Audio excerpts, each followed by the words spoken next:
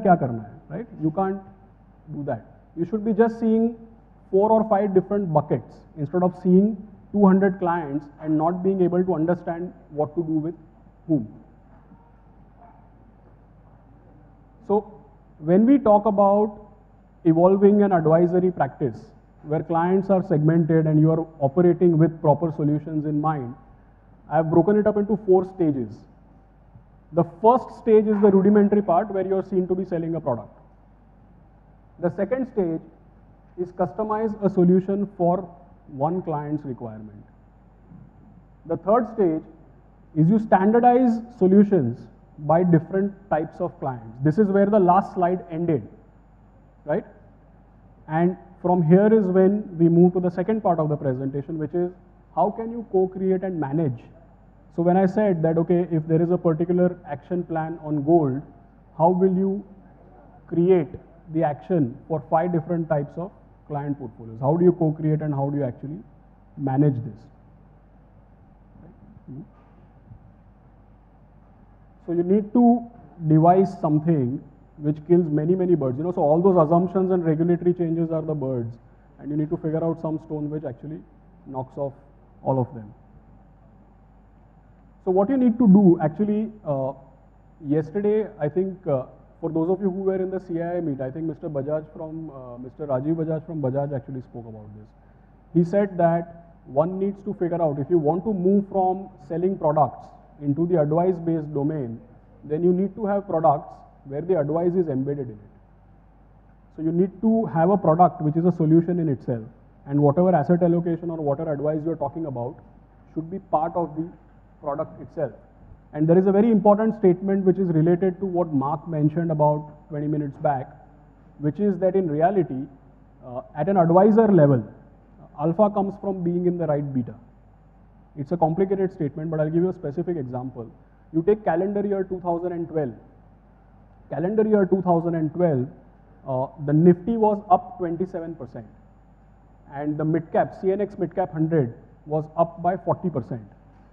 Now, if you are actually indulging in identifying the best performing large cap fund, what will you get?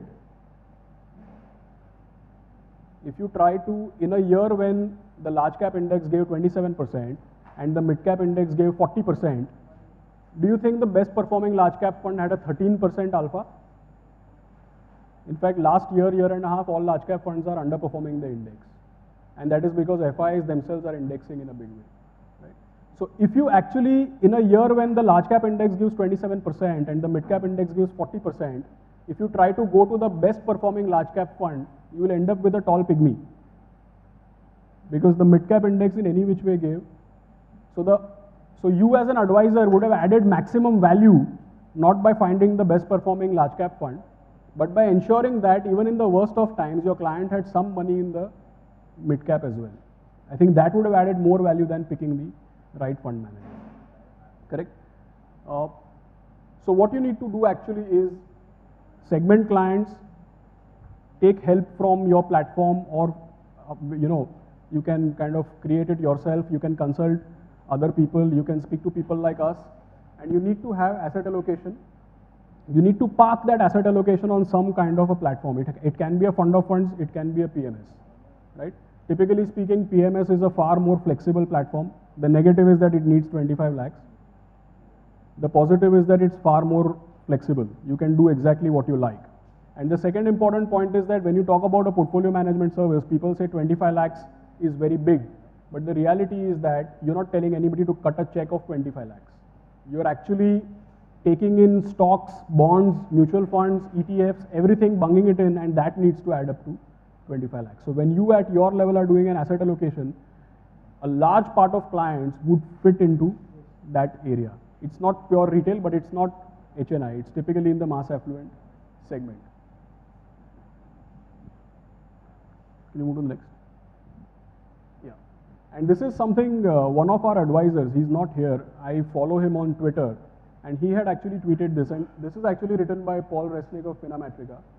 And earlier this year, or end of last year, what he mentioned is this. This is for advisors. What he mentioned is, of the 3 advising styles, do it yourself, do it for me, do it with me. What he has advised is that do it with me is likely to work better in future. So if we co-create solutions with you, and if you are seen to be consulting your clients and then creating something, then the buy-in is far better. If you just generally hand over your money to someone and let him do what he has to do, then the buy-in is actually much lesser. Yeah. So basically there are two ideas that we have here to present. How much time do I have? How are we doing on time? 15 minutes. So 16 minutes, you took 1 minute to tell me 15 minutes. No, I think I'll wind up in next 7-8 minutes, it won't take more time. So basically there are two solutions that we have worked on, and this has obviously been done in consultation with the team in Next Advisors. There are 2 or 3 parts to this. The first part is a very plain and simple product or a service, a very plain and simple asset allocation metric. And there are some of these kind of services or some of these kind of portfolios which are already there. So for those of you who were there in the morning, our chairman actually mentioned that we have created something called Motilal Oswal Valuation Index. And that was created because most of the indices only give you price, they don't give you value. So Sensex, Nifty, all these things, they are derived by getting the prices of stocks. Whereas the valuation index is actually derived through some weighted averages of price to earnings, price to book, and dividend yield. So simply put, what this product actually does is that it does an automatic rebalancing depending on where the valuation index is. It doesn't take only PE or doesn't take Nifty or Sensex levels. We have created a slightly complicated index which gives weightages to dividend yield, price to earnings, and price to book, and then gives you an indicator. So basically what it says is that if the valuation index is within this range, you need this much debt, this much equity. If the valuation index is in a different range, you need higher debt, lower equity, etc. This is what you saw in the morning, so I'm not going to take a lot of your time. Basically, we've back-tested the data for this model, for last easily about 15 years. 15 years, Anubhav. Last 15 years is what we've tested. What it actually tells you is that whenever you invest into equity, if you invest into equity at a point in time when the valuation index is, let us say, below 60, 60 is like bordering on the lowest range. 60 would actually indicate some kind of crisis, and that 140, 150 would actually indicate some kind of bubble. Basically, what the data actually shows that if you ever invested in equity when the valuation index was below 60, then on each of those occasions, in the next 6 months, on an average, you have got 14% upside. In the next 12 months, on an average, you got 26% upside. In the next 24 months, on an average, you would have got 14.5% upside. As you can read, yesterday's closing index was 86.29. So you can yourself get a sense of, if you invested when the index is closer to 90, what is the return in the next 6 months, 12 months, and 24 months? It's the column in the middle which says 3.9, 22.9, and 26.6. Now, all this is obviously past data.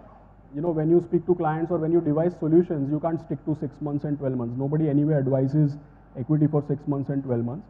But it's good enough for you to know that based on this, if you have done a profiling of your clients, and if you know that there are some clients, like since morning we have been listening, that giving highest return or getting highest return is not the priority for clients. What do clients actually want? They want better returns or better than average compared to fixed income, compared to other asset classes. They want better returns, but they want returns with lower volatility. So what does this solution actually do is that if you don't want to complicate life too much, and if you want to come with a simple solution of just how much to put in debt and how much to put in equity, we have created a PMS portfolio which actually puts money between debt and equity depending on where the valuation index is. There are similar such products, but I think 2 tricks that you need to keep in mind, that this valuation index has been customized for this purpose, because normally there are only price indices or PE and price to book.